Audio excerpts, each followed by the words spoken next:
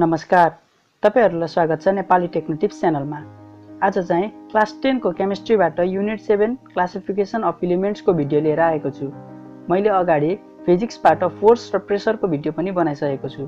यदि हेर्नु भएको छैन भने क्लास 10 को प्लेलिस्टमा गएर हेर्नु होला। त्यहाँ तपाईहरुलाई चाहिने भिडियोहरु पाउन सक्नुहुन्छ। र यदि यो च्यानलमा तपाईहरु नयाँ हुनुहुन्छ भने च्यानललाई सब्स्क्राइब गर्नु होला।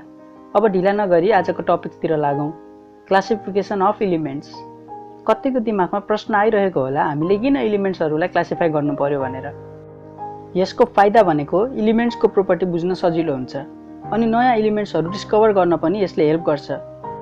एलिमेन्ट्सहरु चाहिँ क्लासिफाई गरेर एउटा टेबल बनाएर अरेन्ज गरिन्छ। त्यो टेबललाई पेरियोडिक टेबल भनिन्छ। यसको definition the table in which elements are arranged in group or period on the basis of their characteristics is called periodic table. अहिलेको सिलेबस अनुसार चाहिँ मेन्डेलिभ्स पेरियोडिक टेबल र मोडर्न पेरियोडिक टेबल पढ्नुपर्छ। अब मेन्डेलिभ्स periodic टेबलमा हेरौं। सुरुमा चाहिँ पेरियड र ग्रुप भनेको के हो बुझ्नुपर्छ। The horizontal row of the periodic table is called period and vertical column of the periodic table is called group. यस्तो रो चाहिँ जतिवटा हुन्छ त्यति नै हो पेरियड भनेको पनि, अनि जतिवटा कोलम हुन्छ त्यति नै वटा हो ग्रुप भनेको पनि। मेन्डेलिभ्सले पेरियोडिक टेबल बनाउँदा चाहिँ 63 वटा मात्र एलिमेन्ट्स डिस्कभर भएको थियो। त्यति नै एलिमेन्ट्सको प्रोपर्टी स्टडी गरेर एउटा ल बनाए जसलाई मेन्डेलिभ्स पेरियोडिक ल भनिन्छ। त्यो लले के भन्छ भन्दा the physical and chemical properties of elements are periodic function of their atomic weights. यसको मतलब एटोमिक वेट बढ्दै जान्छ, त्यही अनुसारले एलिमेन्ट्सहरु टेबलमा अरेन्ज गरिँदै लगिन्छ। एटोमिक वेट भनेको त थाहा होला, 9 मै पढेको हो। Atomic weight is equal to proton plus neutron. Mendeleev's periodic टेबलको डेफिनेसन सजिलो नै छ। The periodic table in which elements are arranged on the basis of increasing atomic weight is called Mendeleev's periodic table. Periodic table र periodic law को क्वेशनमा चाहिँ नझुकिने है।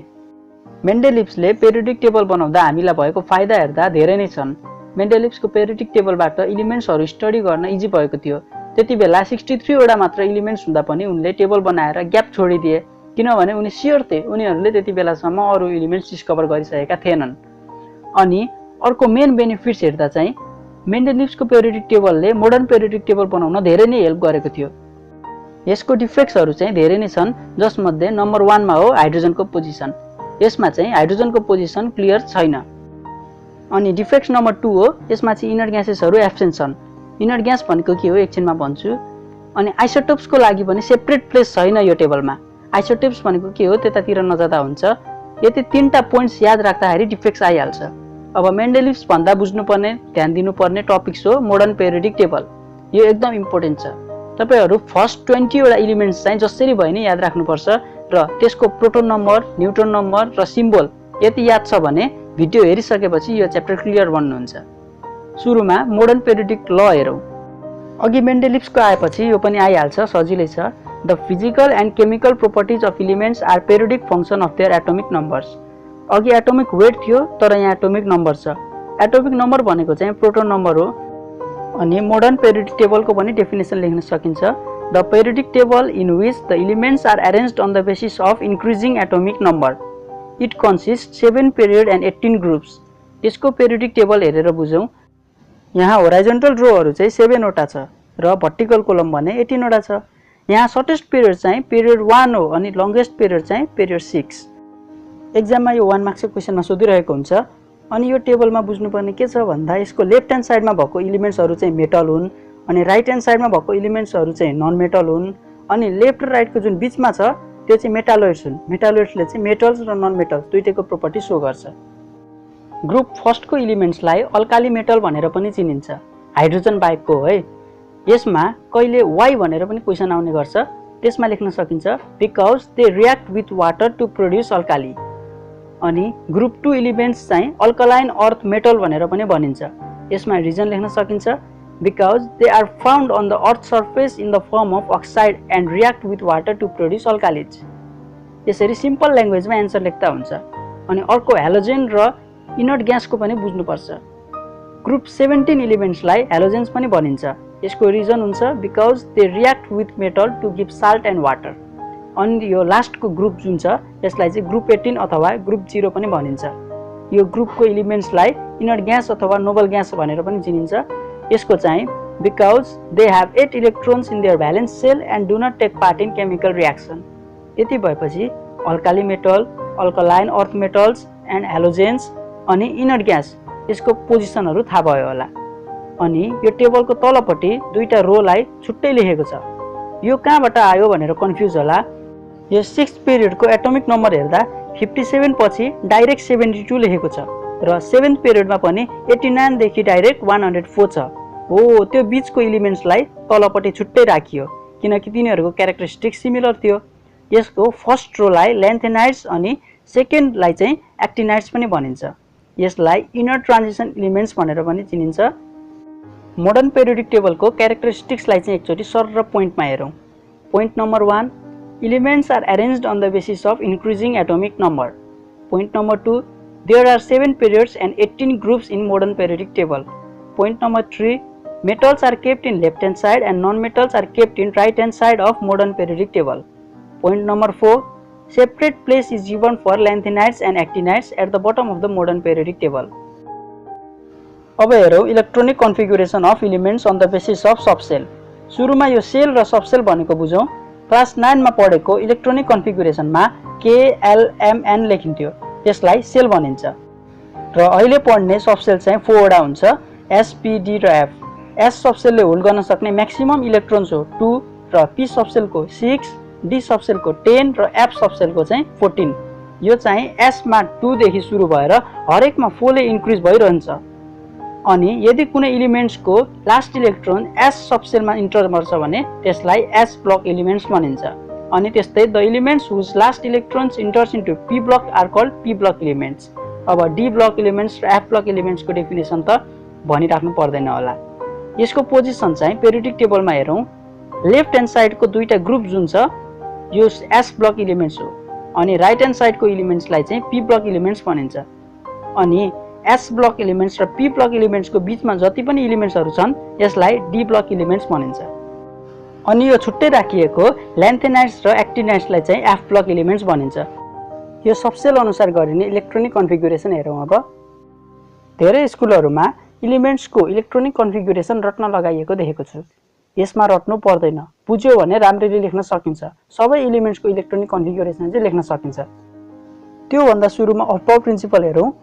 Electrons चाहिँ सबसेलमा increasing energy level अनुसार फिल हुन्छ। मतलब इलेक्ट्रोन जहिले पनि लो एनर्जी लेभल भएको सेलमा मात्र चिर्न खोज्छ। सुरुमा यो बनाउन सिकौँ। 1s, 2s, 3s, 4s, 5s, 6s र 7s। यसमा s को कोलम बनाइसकेपछि p को बनाउनु पर्छ, तर p को स्टार्ट गर्दा 1 देखि हैन 2 देखि कोलम बनाउने। 2p, 3p, 4p, 5p, 6p, 7p। Similarly D र F को पनि स्क्रिनमा देखाए जसरी नै बनाउने। अनि यसमा एरो लगाउँदा ध्यान दिनुपर्छ, धेरैको मिस्टेक हुने गर्छ यसमा। मैले लगाएको एरोलाई चाहिँ ध्यान दिएर हेर्नु होला। फर्स्टको दुईटा एरोले सिंगललाई छोएर गएको छ, अनि त्यसपछिको दुईटा एरोले डबललाई, अनि त्यसपछिको दुईटा एरोले ट्रिपललाई, अनि बाँकी रहेको त बुझिहाल्नुहुन्छ, अहिले चाहिँदैन पनि त्यो। अब यो एरो अनुसार यसको अर्डर लेखौँ। सुरुमा हुन्छ 1s, अनि 2s, 2p, 3s, 3p, 4s यस्तै हुँदै जान्छ। यसको एरो राइट साइडको टपदेखि लेफ्टको तल हुँदै गएको छ। त्यही भएर सुरुमा 2p हुन्छ अनि मात्र 3s, अनि 3p अनि मात्र 4s। यतिसम्म लेख्न त आयो होला। अब यदि आएको छैन भने फेरि ब्याकवर्ड गएर ध्यान दिएर हेर्नु होला। अब यति आएपछि इलेक्ट्रोनिक कन्फिगुरेसनतिर हेरौँ। सोडियमको इलेक्ट्रोनिक कन्फिगुरेसन लेखेर देखाउँछु। सोडियमको एटोमिक नम्बर याद हुनु पर्यो, 11 हो। अनि लेखिन्छ Na = 1s2, 2s2, 2p6। अब यहाँ हेर्नु, यहाँ किन s मा 2 लेख्यो, p मा किन 6 लेख्यो भनेर कन्फ्युज नहुने। मैले अघि भनेको थिएँ s ले 2 इलेक्ट्रोन होल्ड गर्छ, p सबसेलले 6 वटा, अनि d ले 10 अनि f ले चाहिँ 14। यो 1s2, 2s2, 2p6 सम्म लेख्दा सबसेलको पावरमा कतिवटा इलेक्ट्रोन आयो काउन्ट गर्ने। यसमा अहिलेसम्म 10 वटा आइसक्यो, 11 पुग्नलाई 1 वटा बाँकी छ। अघिको फिगर अनुसार 2p देखि 3s आउँछ। s ले त दुईटा होल्ड गर्न सक्छ, तर यहाँ त एउटा मात्र बाँकी छ। त्यही भएर एउटा बाँकी भएकोले गर्दा यसमा चाहिँ 2s1 हुन्छ। अब अर्को एक्जाम्पल क्लोरिनको हेरौँ। क्लोरिनको हुन्छ 1s2 2s2 2p6 3s2 3p5। यसमा सबै सबसेलको पावर एड गर्दा 17 हुन्छ, जुन क्लोरिनको एटोमिक नम्बर हो। त्यही अघिको फिगर अनुसार लेख्दै जाने अनि एटोमिक नम्बर अनुसारको पावर हाल्ने। इलेक्ट्रोनिक कन्फिगुरेसन त आइहाल्यो। अनि यही इलेक्ट्रोनिक कन्फिगुरेसनबाट पिरियड निकाल्न सिकाउँछु। यो कन्फिगुरेसनको लास्टमा भएको नम्बर हेर्ने। सोडियम, क्लोरिन यसको इलेक्ट्रोनिक कन्फिगुरेसनको लास्टमा चाहिँ 3 छ, त्यही भएर यसको पिरियड हुन्छ 3। अनि ग्रुप थाहा पाउन चाहिँ यो मोडर्न पिरियडिक टेबलको 20 वटा एलिमेन्ट्सको पोजिसन थाहा पाउने सजिलै हुन्छ। यो टेबलको 20th एलिमेन्टसम्मको चाहिँ फोटो चाहिँ माइन्डमा क्याप्चर हुनु पर्यो, गाह्रो त छैन। अब भ्यालेन्सी हेरौँ। The number of electrons transferred, lost, gained or shared by an atom during chemical combination is called valency। Valency त थाहा छ होला। एकचोटि मोडर्न पिरियडिक टेबलबाट हेरौँ। यो ग्रुप फर्स्टको अल्काली मेटल जुन छ यसको भ्यालेन्सी 1 हुन्छ, किनभने यसको आउटरमोस्ट सेलमा एउटा इलेक्ट्रोन हुन्छ अनि अक्टेट रुल पुरा गर्नलाई यसले अरूलाई दिन्छ एउटा इलेक्ट्रोन। अनि ग्रुप 2 को अल्कलाइन अर्थ मेटलको भ्यालेन्सी हुन्छ 2 अनि ग्रुप 17 को हेलोजनको भ्यालेन्सी पनि 1 नै हुन्छ, किनभने यसले चाहिँ अक्टेट रुल पुरा गर्नलाई अरूबाट एउटा इलेक्ट्रोन लिन्छ। अनि इनर ग्यासको चाहिँ 0 हुन्छ। अब चाहिँ एलिमेन्ट्सको केमिकल रिएक्टिभिटीको बारेमा बुझौँ। यो बारे चाहिँ हरेक साल क्वेसन आएकै हुन्छ। केमिकल रिएक्टिभिटी भनेको चाहिँ कुनै पनि एलिमेन्ट्सले अक्टेट या डुप्लेट रुल पुरा गर्नलाई कति छिटो इलेक्ट्रोन दिन्छ या लिन्छ त्यसलाई भनिन्छ। जस्तो सोडियमले भन्दा पोटासियमले छिटो इलेक्ट्रोन फाल्छ अक्टेट पुरा गर्नको लागि, त्यही भएर पोटासियम धेरै रिएक्टिभ भयो सोडियम भन्दा। अब कसरी र किन पोटासियमले छिटो इलेक्ट्रोन दिन्छ हेरौँ। यसलाई सोधिने क्वेसन भनेको chemical reactivity of metal increases while moving down in a group, why? Which is more reactive among lithium and sodium, why? यस्तो मेटलको क्वेसन चाहिँ यो बुझेपछि गर्न सकिन्छ आफै पनि। एकचोटि पेरियोडिक टेबलमा गएर हेरौँ। ग्रुप फर्स्टको एलिमेन्ट्स जुन छ यो चाहिँ माथिदेखि तल जाँदै गर्दा रिएक्टिभिटी बढ्दै जान्छ। लिथियम भन्दा सोडियम, सोडियम भन्दा पोटासियम रिएक्टिभ हुन्छ। यसको एटोमिक साइज हेरौँ, डाउनवर्ड जाँदाखेरि एटोमिक साइज बढ्दै जान्छ। अनि यति कुरा बुझौँ कि यसले एउटा इलेक्ट्रोन आफूबाट छुटाउनु पर्छ। तर यी सबैको एटममा न्युक्लियसदेखि भ्यालेन्स सेलसम्मको डिस्टेन्स त एउटै हुँदैन। जति ठुलो साइज भयो त्यति नै धेरै डिस्टेन्स, अनि डिस्टेन्स धेरै भयो भने न्युक्लियसले बाहिरको इलेक्ट्रोनलाई तान्ने शक्ति घट्छ। सानो साइज हुँदा नजिकै भएर धेरै न्युक्लियर पावर लाग्छ अनि आफूबाट इलेक्ट्रोन दिन गाह्रो पर्छ। तर तल जाँदै गर्दा साइज बढ्छ अनि न्युक्लियर पावर कम लाग्न थाल्छ अनि छिट्टै इलेक्ट्रोन छुट्टिएर जान्छ, मतलब धेरै रिएक्टिभ भयो। अब नन मेटलको कुरा गर्दा नन मेटलले चाहिँ आफूले तान्नु पर्ने हुन्छ इलेक्ट्रोनलाई अनि सानो साइजमा धेरै फोर्सले तान्न सक्छ ठुलो साइज भन्दा, त्यही भएर सानो साइज रिएक्टिभ हुन्छ नन मेटलमा। मतलब reactivity decreases on going downward of non metal. यति बुझ्ने जसले छिटो लिन वा दिन सक्छ इलेक्ट्रोन त्यही धेरै रिएक्टिभ हुन्छ। आशा छ हजुरहरूले यो च्याप्टर बुझ्नुभयो होला। म साइन्स बुकको च्याप्टर वाइज नोटको भिडियो पनि लिएर आउने नै छु, साथै अरू च्याप्टरको एक्सप्लेनेसन भिडियो पनि लिएर आउने नै छु। यदि हजुरहरूलाई केही प्रश्न गर्न मन भयो तल डिस्क्रिप्सनमा दिएको फेसबुक प्रोफाइलको लिङ्कमा गएर मलाई मेसेज गर्न सक्नुहुन्छ। यही च्यानलको क्लास 10 को प्लेलिस्टमा गएर तपाईहरुलाई चाहिने भिडियोहरू त्यहाँबाट हेर्न सक्नुहुन्छ। र यदि तपाईहरुले अहिलेसम्म यो च्यानललाई सब्स्क्राइब गर्नुभएको छैन भने च्यानललाई सब्स्क्राइब गर्नुहोला। धन्यवाद।